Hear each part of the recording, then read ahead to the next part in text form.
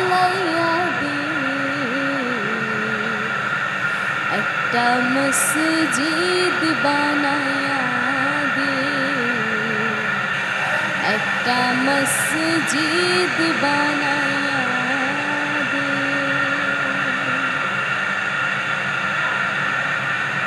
যে মসজিদ ছিল আবু বকরের অন্তরায়, যে মসজিদ ছিল